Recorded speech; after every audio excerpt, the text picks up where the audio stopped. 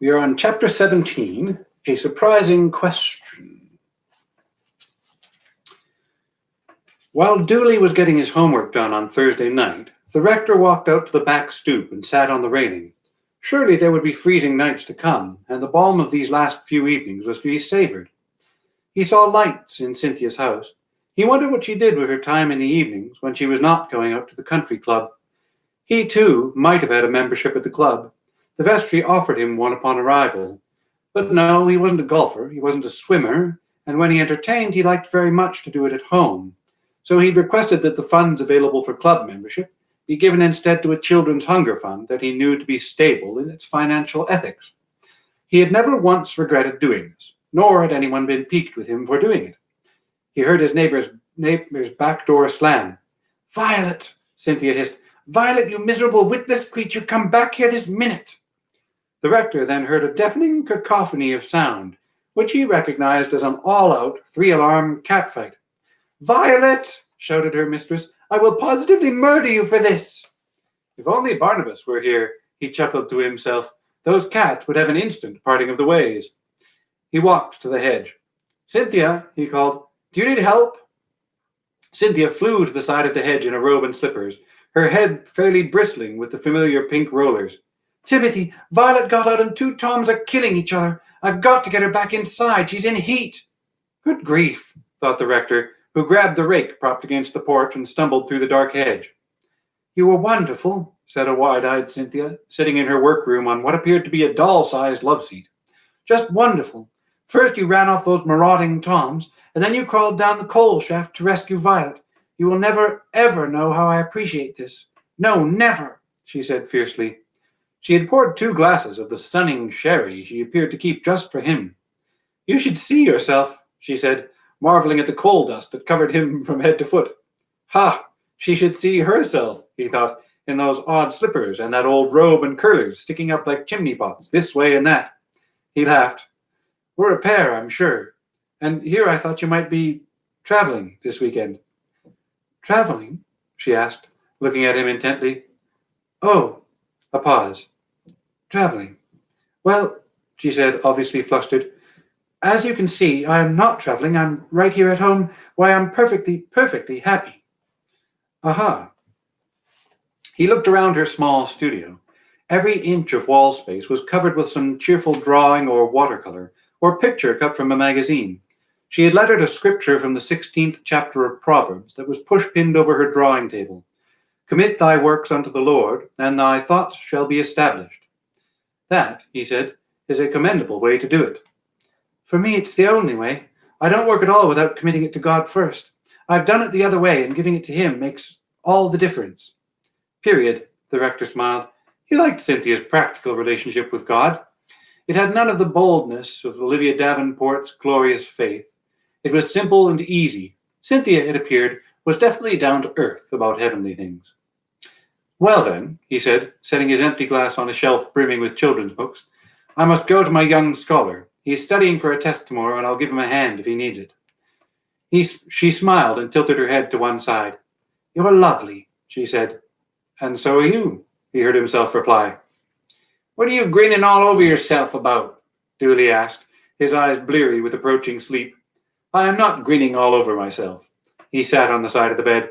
"Did your studying go well? Did you need me to help?" "No, I got that old mess figured out." "I'll be praying for you tomorrow at 1 o'clock when your test begins." "Praying ain't going to knock that old test in the head." "You're right about that, my friend. However, praying will help you knock it in the head." Dooley yawned and turned over. "Night," he said.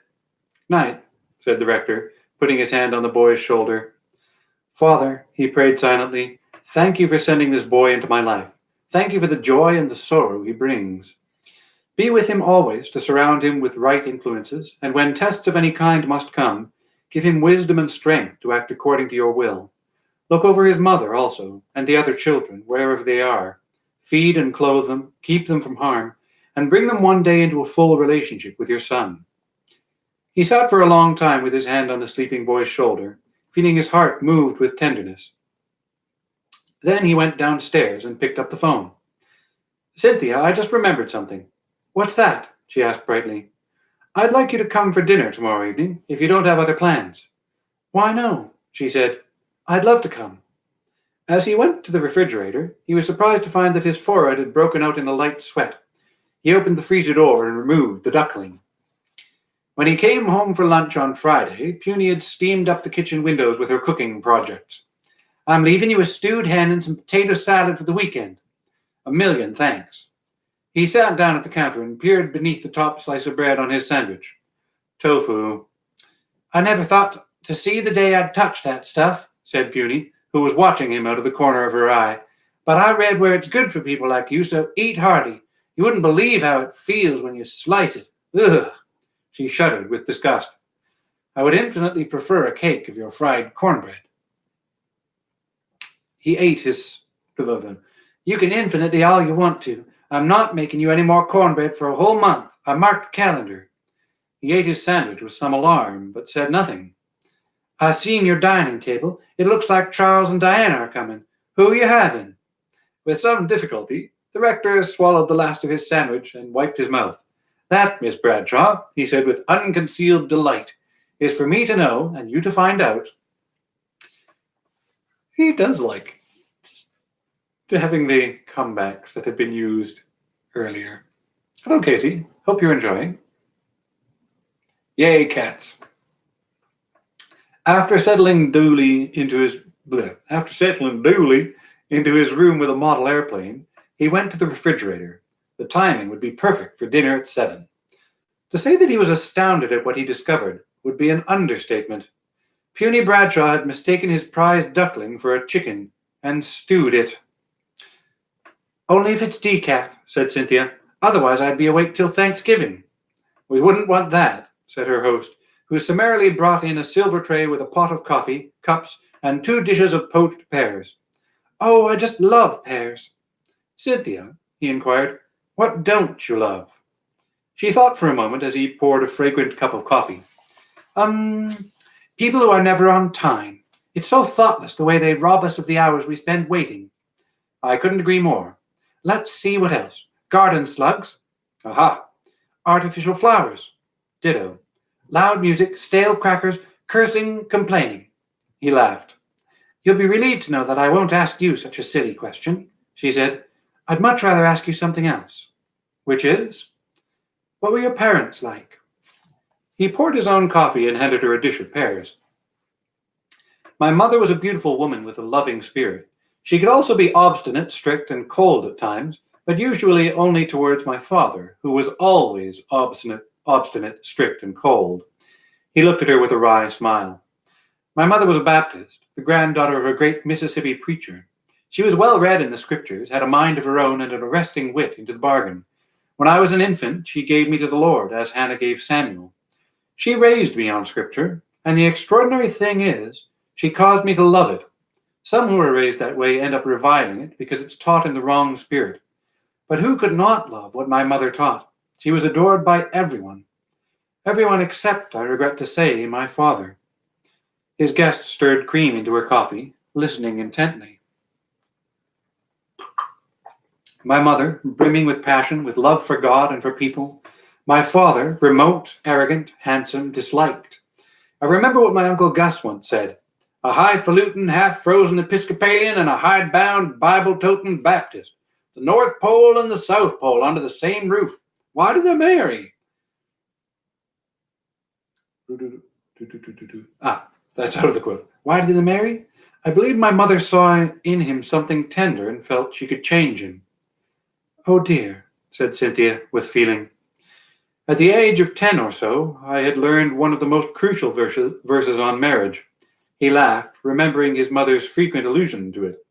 Be not unequally yoked together with unbelievers, for what communion hath light with darkness? My father did have a dark spirit, and her brightness seemed to drive him even further into the darkness. The church was a terrific issue for years. Mother attended father's church until, as she liked to say, she was overcome by frostbite. Finally, he quit the church entirely, and mother returned to her Baptist roots with me in tow. He took a sip of coffee from the Haviland cup. His guest, who was herself a storyteller, seemed transfixed. What did you think of that? She wanted to know. I liked it.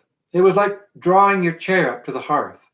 Church suppers, hymn sings, a sense of family, a great sense of family. I found there something I never found with my father, a kind of unconditional love.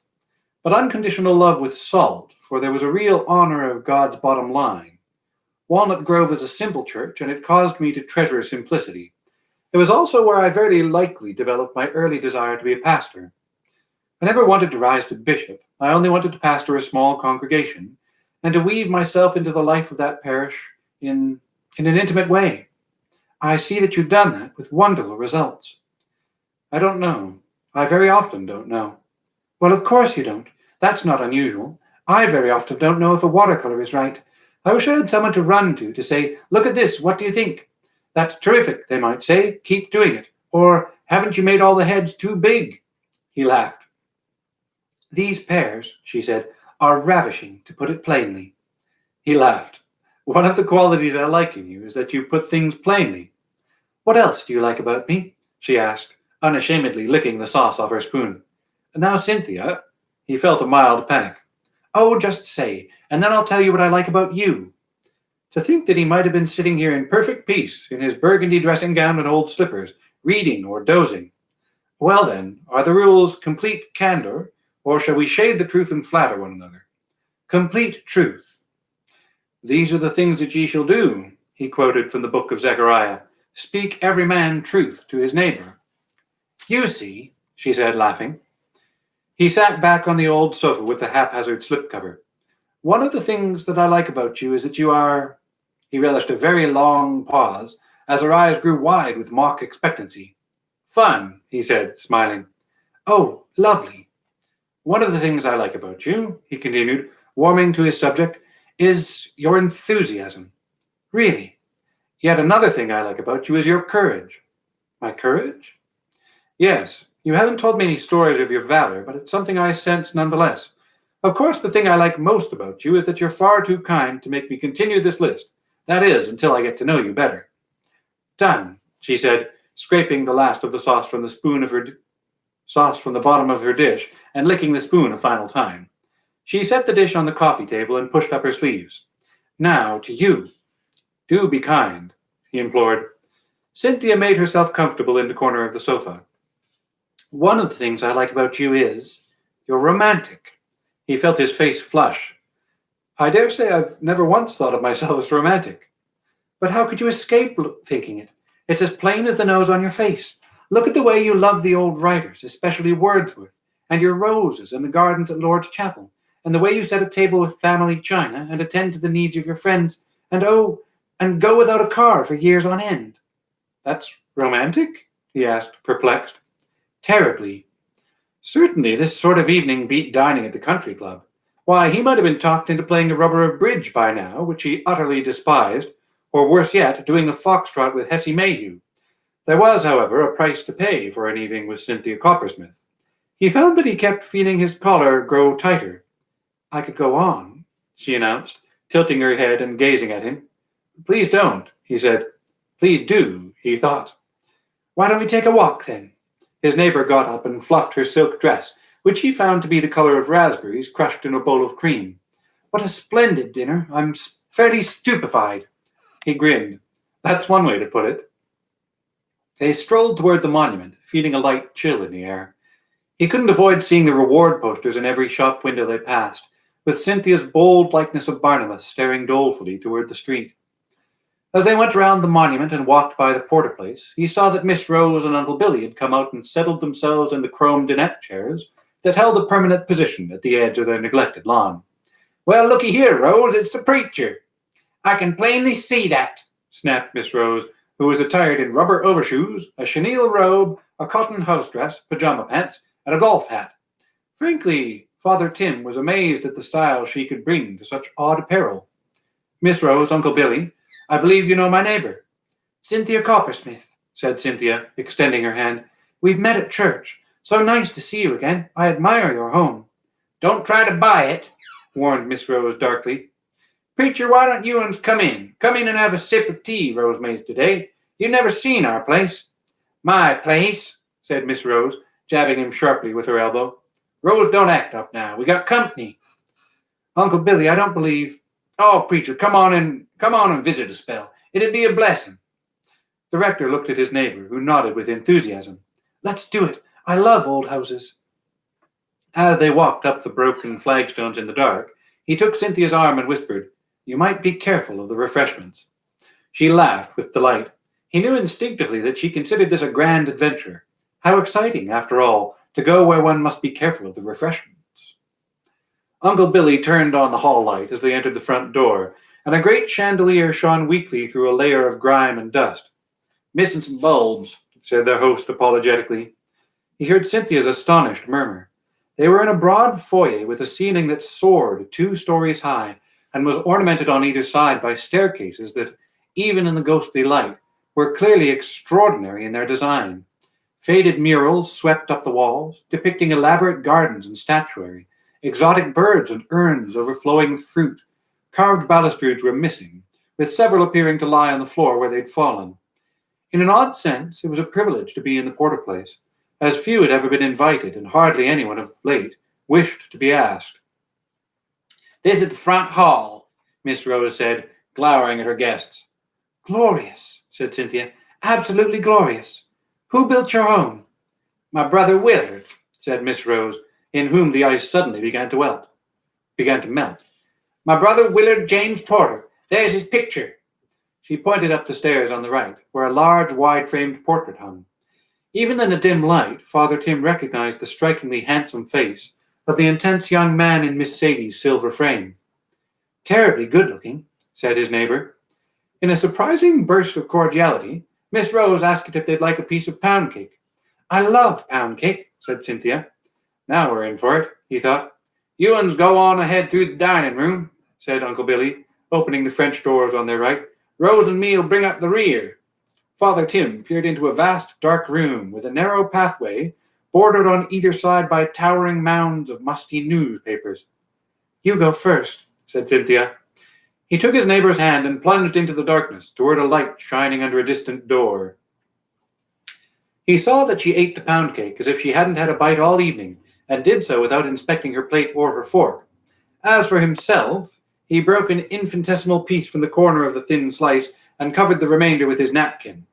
It was one thing to blindly exercise good manners, he observed, and quite another to exercise reasonable caution. He saw that the vast kitchen was large enough for an entire studio apartment, especially since it led down a hall to a bathroom. With considerable fixing up, it would make as fine a home as anyone could want. My brother, Miss Rose was saying in a loud voice to Cynthia, nearly married, you know. Really? Oh, yes. It would have been the most dreadful thing he ever did, of course. I see. Caused an uproar. Made a fine mess. Oh, dear. Nearly broke his faith. Oh, no. Set the backbiters on us. My. Cynthia looked around for help from the rector. You uns want to see the rest of the place? Uncle Billy asked. We do, cried Cynthia, jumping up so quickly she nearly upset the table. His neighbor held onto his hand throughout much of the tour. There were, after all, stacks of newspapers in every room, old pictures, broken furniture, a mirror that had fallen off the wall and scattered glass across the carpet, and even a dozen silver candelabra, black with neglect, sitting squarely in the middle of the floor of an otherwise empty room where the wallpaper was peeling off in sheets. The young Willard Porter had surely walked through these rooms, admiring their high ceilings and elaborate millwork, the stained glass in every bathroom, the carved balustrades, and the hardwood floors. He was beginning to wish they hadn't come in to witness the morbid decline of his show place. At the end of an upstairs hallway, Cynthia made a discovery. What is this? She cried, pointing to a blue door. It was a very small door that appeared to have been put there for children. That's my playroom, said Miss Rose, who had taken off one rubber overshoe because it hurt her corn and was limping down the hall. My dear brother put that little room up here for his baby sister. Not another living soul could go in there but me. Has anyone else ever been in there? Miss Rose looked fiercely at Uncle Billy. Bill Watson, have you ever? No, sirree, I ain't, declared her stricken husband. No, sirree, Bob. Well, we'll just see. I could tell in a heartbeat if anybody stepped into my playroom. You ain't stepped foot in there yourself in 100 years. Miss Rose bent down and found a small rusty key under a broken flower pot by the door and inserted it into the lock. The rector heard a soft click, and the little blue door swung open easily. "You have to get down on your hands and knees," instructed Miss Rose, dropping down on all fours, "and crawl in." Cynthia did as she was told. "Cynthia," said the rector, "are you going in there?" "Why, of course I'm going in there. How could I not?" How could she not, indeed, when it appeared to be a small black hole in the wall, devoid of any ventilation or light? "There," said a satisfied Miss Rose, who reached inside and pulled a chain, illuminating the small space with surprising warmth. "Let's go." Without any regard for her silk dress, Cynthia wriggled through the little doorway and disappeared. "Just follow that overshoe and that stocking foot," called over Uncle Billy. There were screeches of pleasure, endless sneezes, and uproarious giggles from inside the wall. "Timothy, if I meet the White Rabbit, please take good care of Violet." The rector looked wonderingly at his host. "Ain't that something? Two grown women carrying on like that. Don't that beat all?" "Oh, Timothy, there's a tea set in here. Haviland, just like your grandmother's china. You must come in." In the space of a week, he had been on a rooftop and down a coal chute for Cynthia Coppersmith, and that was quite enough for him. He pulled up a battered Morris chair and sat outside the little door, like a cat awaiting a mouse. "You'll have to bring it out here, Cynthia," he called, leaning back and winking at Uncle Billy. "That's right, preacher." "We can't come out for hours, I'm afraid." "And Bill Watson," shouted Miss Rose, "don't you dare come in." Her husband laughed. "You don't have to worry about that." "Uncle Billy, I don't know how you've lasted with Miss Rose all these years." "Well, I give you my word, don't you know?" There, that was the bottom line, the line that hardly mattered to anyone anymore. Uncle Billy shook his head. "You know, preacher, the more things you own, the more you're owned by things. Rose was always owned by this old house and no way out of it. Couldn't sell it because of the way her brother fixed it with a lawyer, and it's so big and drafty, living in 2 rooms, don't you know, letting the oil set in the tank half the time if she don't want to take charity by burning it, but not thinking a thing of begging food on the street." They heard Miss Rose let out a squawk of delight. "The times I seen her crawling there, her arthritis just disappears. She gets like a girl again." "We may have your problem taken care of. It's possible that Miss Rose could go ahead and deed the house to the town, with a life estate in a room or two, and one day or another they'll turn the rest of it into a museum and maybe a concert hall. Your portion would be well heated, with a good roof and a nice modern kitchen and bath. How do you think we can approach her on that?" "Law, I don't know. She holds onto it like a life raft, and it's fallen down on our heads. Last time I could get up on a ladder was so long ago, the ladder's done half rotted where I left it." "Well, my friend, it's something we need to get on with." "You know, Rose has talked about putting a statue of Willard in the front yard. If you could get the town to do that, it might just ring her bell." "Aha. But I'd hate to see a statue of Willard standing up. Seems too proud. If you was to have him setting down now, that might work. Uncle Billy, you're a thinker." "Timothy." He peered down at the little door as his bedraggled neighbor crawled out with something under her arm. "Look, Timothy, Uncle Billy, it's your ink drawings, a whole stack of them. Miss Rose meant to burn them and forgot." "What an adventure," said Cynthia, as they walked home along a deserted main street. He was carrying the dust-laden bundle of drawings under his arm, as Miss Rose had insisted that they must reside with Cynthia for the time being. "It's for the best," Uncle Billy had said, barely able to contain his joy. "I'm quite exhausted from having so much fun," sighed his neighbor. The rector laughed. We hardly ever hear such a statement in Mitford. He, too, felt a distinct refreshment of spirit. At the door of her cottage, he handed her the drawings. "I must get to my boy," he said. "Thank you for your company. Tonight has reminded me of yet another thing I like about you." "What's that?" she asked, smiling at him. "You're simple." "I'm perhaps the only woman alive who would be flattered by that remark." He laughed. "I knew you'd understand," he said, taking her hand. "Timothy." "Yes?" "Would you be interested in going steady?" He felt as if the entire front stoop had given away under him, but discovered it was merely his knees. He dared not speak, knowing instinctively that he was in a croaking mode. "Oh, don't answer now," she said, gazing at him with amusement. "Just think about it." She leaned forward and brushed his cheek with hers. Wisteria. Then she turned and went inside. Good night, she said, closing the door.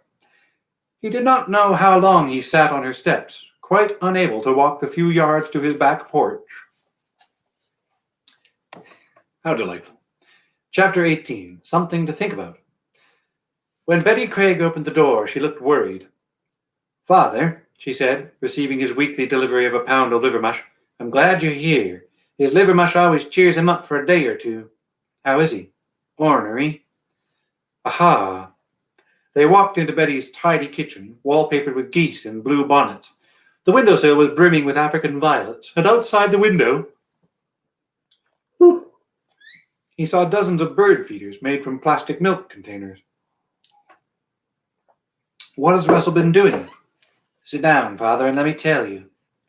Betty, who was one of the most positive people he knew, looked desolate. They sat at a round table in captain's chairs with blue cushions. He gets up in the morning fussing, and then he goes to bed fussing.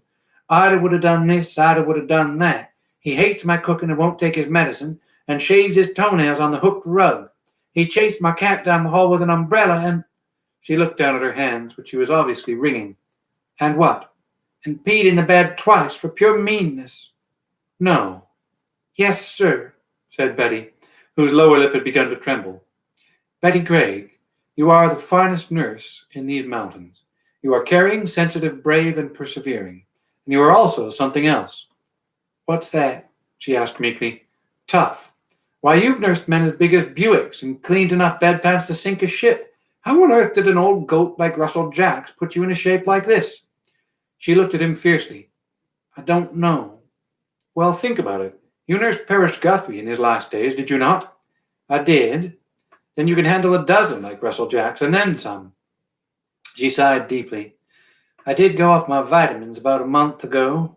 There, that's it. Take those vitamins, Betty. Tote that barge, lift that bale. What on earth has gotten into you, Father? Tell you what I'll do. I'll talk to Russell. I'll tell him exactly what's what, that you'll set him out on the stoop with his suitcase if he doesn't straighten up at once. Betty looked relieved. You do that, she said, blinking back a tear, and I hope it helps. Because if Mr. Jacks leaves, she said with alarm, they want me to take in Miss Patty. Russell lay sleeping in a room filled with sunlight and ruffled curtains, with All My Children blaring on the TV. The rector quietly turned it off. His last 2 visits had been hurried. Today he would spend a full hour.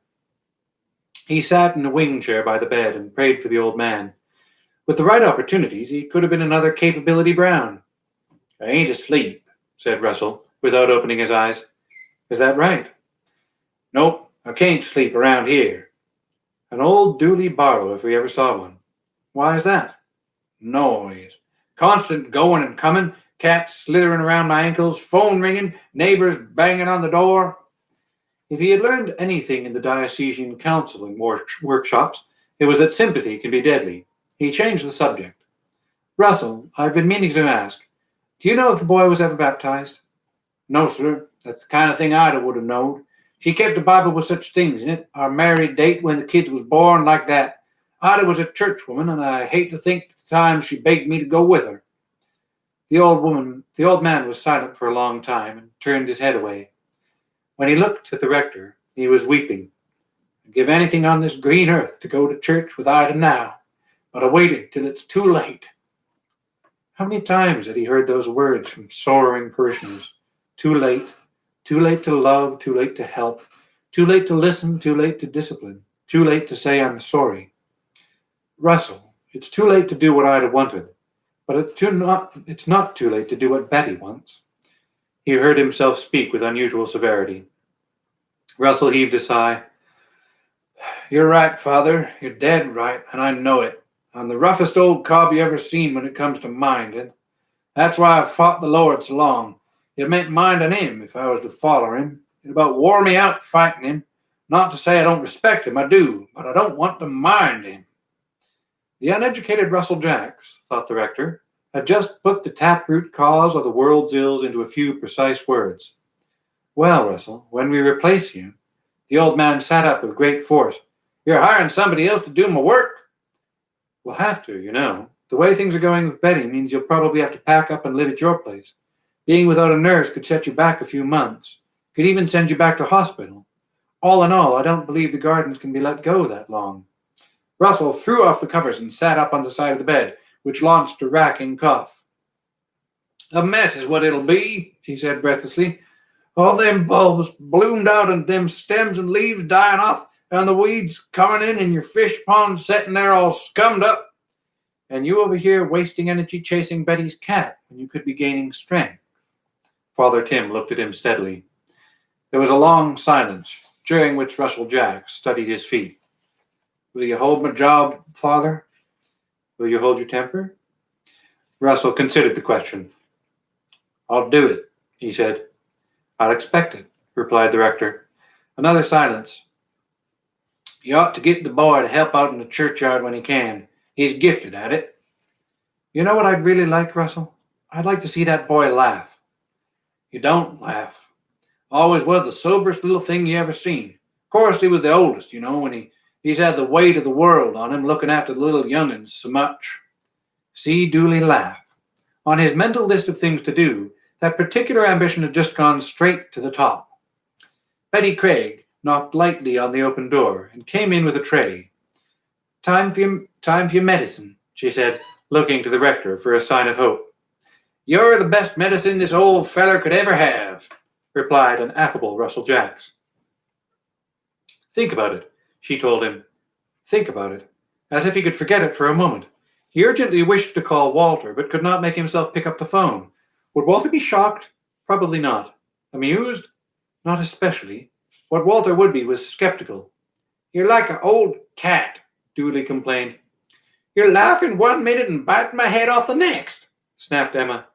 Are you taking your medicine? Puny wanted to know. Well, no, he wasn't. He'd been meaning to, and he definitely would. He'd do it that very night. Grieving about that dog, are you? Said Joe Ivy, as he trimmed the rector's neck. It seemed everybody had some comment to make on his behavior these days. Go steady? At his age? Except for the 11 months he had courted Peggy Kramer, he had never gone steady in his life. What did it mean to go steady anyway? How in God's name could he know it was something he might like to do if he hadn't the foggiest notion of what it meant? And how had all this happened anyway? He hadn't really meant for anything to happen, just dinner occasionally with the sound of her laughter and the way she expressed herself so openly without guile. The truth of the matter was that he liked her. There. That was it. Nothing more than that. Nothing more than that was needed. Wasn't that extraordinary enough in itself? He felt oddly excited.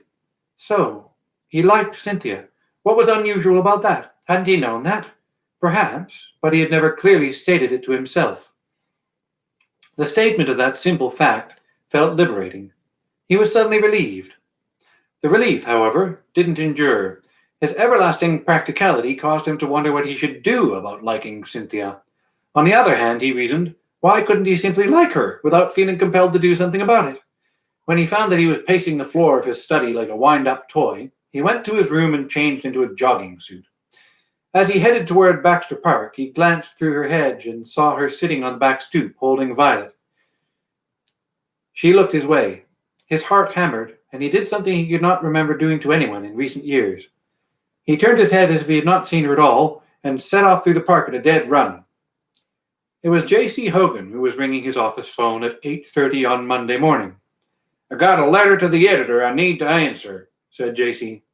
How can I help you, my friend? This kid read my story about the man in the attic, about the prayer you prayed with the guy in the pew, and how you got two birds with one stone, you might say. Wrote me this letter. J.C. cleared his throat. Dear editor, what exactly was the prayer the preacher prayed when the man in the attic got saved? My daddy wants to know, and I do too. Thank you. Do you want me to write it down and drop it by, or just tell you on the phone? Phone's fine, said J.C., breathing heavily into the receiver. Well then, here it is. Thank you, God, for loving me and for sending your son to die for my sins. Got it.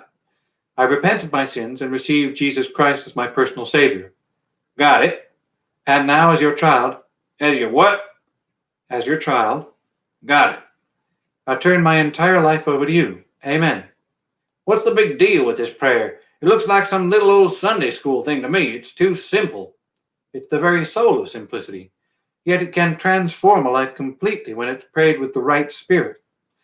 I was looking for something with a little more pizzazz.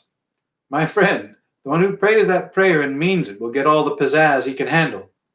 Heard anything from the man in the attic? Not yet, but I expect to. Let me know if you do. I wouldn't mind printing his letters. They'd be a crowd pleaser. Consider it done. See you at the grill. He had no sooner hung up the phone than the phone rang again. It was Luella. Miss Sadie ain't feeling too good. Now, I ain't saying it's her last breath, but I thought you might just ask Jesus to hang on real tight, like he hung on to Hezekiah. You remember about Hezekiah, don't you, Father? Indeed I do. He was sick and cried out to the Lord, who said, I have heard thy prayer, I have seen thy tears. Behold, I will heal thee. And he added 15 years to the old king's life. I hope to the good Lord he do Miss Sadie like that. Tell her she's in my prayers, and I'll be up to see her tomorrow. You think she feels like company? Round here, company is always good medicine. And Father? Yes. She been talking last day and night about telling you her love story. I don't like that talk, like she got to hurry up before she passes. Well then, tell her I'll be up to hear it and she can count on it. The phone rang again immediately. Some days were like this. Father, Olivia, I just wanted to say good morning, that I'm thinking of you and hope to be in church next Sunday. Thank God. Thank you as well for bringing the Eucharist and being so faithful. What does Hoppy say about your progress? I appear to be in a holding pattern. I look a fright most of the time, as you have clearly seen, but my spirits are strong. I believe the heart will come, I just feel it. And how is your doctor's heart? Olivia laughed with delight. Very tender, she said, and exceedingly large. A diagnosis that even I might have made. Keep us in your prayers. You're never out. You seem worried about something, Father, said Ron Malcolm, who had been a prominent contractor in the area for many years. It must be the loss of your dog. I know how much he meant to you. Frankly, he hadn't had much time to think of Barnabas, which some would call a blessing. But suddenly this fact made him feel desperately guilty. Dear Stuart, he saw himself typing, I have given it better than a year, and I believe it would be best if I offered my formal resignation right away. Well, I believe that's all I had to report, said Ron, standing up and looking at him with some concern. Thank you, my friend, said the rector, shaking hands. Give my love to Wilma. When he was alone, he sat down and put his head on his desk like a schoolboy. What had Ron come to see him about? He felt as if his mind had been away on some vague errand during the entire visit. He breathed a sigh of relief as he saw the papers Ron had left in his in-basket. Of course, the architect and Miss Sadie had come to loggerheads about the placement of the dining room. She wanted it to overlook the valley. The architect considered it more feasible to overlook the village. How could we go wrong? The rector asked aloud, thinking of the breathtaking beauty of both views. As he attempted to study copies of the preliminary drawings, he couldn't bring them into focus. They were a blur, and he was shocked to see that his hand trembled as he held them. I ain't eating no more of that slop, said Dooley, who was sitting at the counter while the rector cooked dinner. Exactly what slop do you mean? That old slop at school. Today they give us meatloaf and cherry pie. His all-time school cafeteria favorite. What was wrong with people these days? Everybody packs a lunch. Sissies eat slop. The rector shrugged. So, pack a lunch. Me? You. Dooley scratched his head. Tell Puny what you need. She'll get it to the local, and you're on your own. In any case, school will be out so soon, you'll hardly have time to fry up your bologna. School out. What on earth would he do at Dooley Barlow for an entire summer?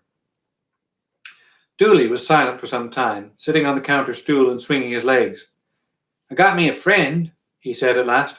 Aha, tell me more. Name's Tommy. Tommy. I once had a friend named Tommy. Tommy Knowles. Small world. He's got 5 birds, 11 ducks, 1 pig, and 3 dogs. No. I told him he could come over here and spend the night. You spoke hastily, but we can discuss it, said Father Tim, sautéing onions for the hamburgers. What's Tommy like? Dooley thought hard. He's got black hair. I can just picture him.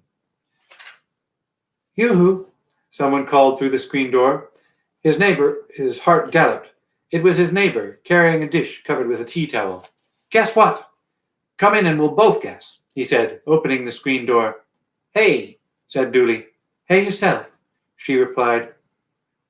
It had become their standard greeting. I've changed my mind, she said, turning to the rector. You don't need to bring me a mole if you catch one. Now they've turned up in my lawn, the little beasts, and any passion I ever had for moles is over. Thanks be to God, he said, laughing. Do you know how many moles Beatrix Potter drew? Nobody knew. One, just one, Diggory Diggory Delvet. It seems perfectly clear that one can't build a career on moles. Indeed not. And while I've decided I can't possibly draw a mole, I did decide to cook one. She handed him the hot dish. Dooley looked at her with alarm. That's an old mole in that dish? It certainly is. I found it under a bush with its hideous little fossorial feet sticking up. Waste not, want not is my motto. Cynthia, you wouldn't. Oh, I probably wouldn't. But then again, I might. She tilted her head to one side and laughed. Let me see that old mole, said Dooley. You wouldn't know a mole if you met it in the street, said the rector, removing the tea towel. Inside the dish was a steaming gingerbread mole, with whiskers, tiny eyes, and little teeth, all made of lemon frosting. He was, of course, wearing a tab collar. That's funny, said Dooley, laughing. That's pretty funny. Look at his old feet, ain't they funny? Dooley threw his head back and laughed uproariously. Dooley laughing. Cynthia understood without being told, and her eyes gleamed. Dooley laughing. His prayer had been answered so quickly, the rector felt his head fairly swim. Have a glass of tea, he encouraged his neighbor. I'd love one, she said. Dooley, you'd never guess what I did today. I don't know. Guess. I can't. Of course you can. Guesses don't have to be right. They just have to be guesses. Dooley looked at the floor and scraped the toe of his pumps. Yanked not an old Violet's tail? Nope, although she certainly deserves it. 2 more guesses. It's something I got that I've never had before, and both of them are brown. I hate its old guessing poop. Men usually do, of course, she sighed. So I'll tell you, I've got 2 brown rabbits. You ain't. I have. What'd you get 'em for? To draw. I told Violet that she'd have to start looking for other employment. I cannot draw another Violet book to save my life, and I'm under contract for 2 more books this year. Where are they at? Dooley, your prepositions dangle terribly. They're at my house. Let's go see 'em. She looked inquiringly at the rector. I'll just put the lid on and come with you, he said happily. Rabbits. He felt as excited as a child. I can assure you, the principal had said, folding her arms across her chest, that if school were not letting out, Dooley Barlow would be expelled. She glowered at the rector to make certain her point had been driven home. This was a solemn matter, and he should not, for one moment, forget it. He hurried to the rectory from Mitford School, as if a dragon were breathing on his heels. Buster Austin again, this time in the cafeteria. Not a good solid licking on the school ground. Oh no, nothing that simple and uncomplicated from Dooley Barlow. It was an out-and-out dogfight in the cafeteria, with black eyes, a bloody nose, and mashed potatoes thrown in for good measure. And, the principal had said darkly, after he threw the potatoes, he followed them with gravy. What exactly had precipitated this brawl? The principal seemed to relish telling him that Buster Austin had called Father Tim a nerd. Since Dooley had been sent home earlier and was in his room behind a closed door, the rector decided to take his time about the matter. The day-to-day relationship with the boy was hard enough, much less the crises that arose without any warning whatsoever. First things first, he thought, dialing the phone in his study. Cynthia, he said, I'm calling because I think you have some wisdom about children, which I lack entirely. My question is this. What exactly is a nerd? He listened intently. Aha. Well, that's what I needed to know. You've been a great help as ever. Yes, I'd love to see your rabbit drawings. I'll ring you soon. Yes, thanks. So that's what it meant. To tell the truth, he wouldn't mind giving Buster Austin a good hiding himself. What was he to do about this after all? Of course, a boy couldn't go around busting noses and slinging mashed potatoes, yet he'd already given him his walking papers once, and now he'd clearly be required to give them again. The original walking papers had obviously lacked persuasion, but he had no idea what else to do. Hal Owen, perhaps. He'd raised a boy. He was doing it again. He was pacing the floor in a circle. Hello, Walter, he said in his ongoing imaginary conversation. Timothy here. I'm leaving in an hour, and I'll see you at the Shannon airport as we discussed. I hope you've packed your walking stick. When am I planning to return? Walter, I am not planning to return. No, not at all. You see, there's a boy here who's driving me berserk, and a woman who's learned the trick of making my heart pound, and my dog has been violently snatched from me, and the list goes on. No, indeed, I am buying a small cottage, possibly with a thatch. Of course, I've heard that thatch attracts mice. Blast. He remembered Emma's wedding on Saturday, for which he'd rashly promised to bake a ham and oversee the flowers. For all his high talk and fancy education, he'd never learned to say one simple word. No. There was a small knock at the door. He most assuredly did not want to see his neighbor. It came again, which made him oddly angry. He opened the back door and saw a girl with blonde hair and large grey eyes peering at him through the screen. Can Dooley come out? She asked, wearing an expression of concern. I'm sorry he can't, the rector replied. Thank you, she said, and went down the steps and through the hedge to Baxter Park. Emma's wedding, Miss Sadie's love story, Cynthia's alarming proposal, and now a pretty visitor for Dooley. Was there some sort of epidemic? He felt a sudden burning thirst and drank a glass of water. Then he felt too fatigued to stand. He sat on the study sofa for some time. He simply didn't know what to do about Dooley's behavior. He would pray about it, leave it entirely to God, and trust to him to control the outcome. It was dusk when he climbed the stairs and knocked on Dooley's door. Yeah, said Dooley. He went in. We've got a lot of talking to do to smooth things out. But before that happens, there's something I'd like to say. The boy looked up. His face was freshly bruised, but it was the old bruise in his spirit that the rector saw and felt. Dooley, he said simply, I'd like to thank you for standing up for me today. Oh boy, oh boy, oh boy. We will leave the next chapter for tomorrow. I believe we get to hear Miss Sadie's love story tomorrow. What is tomorrow? Tuesday. Yeah, tomorrow. Thank you for tuning in. Hopefully you've enjoyed. See you tomorrow. Stay safe and healthy, and we'll see you then.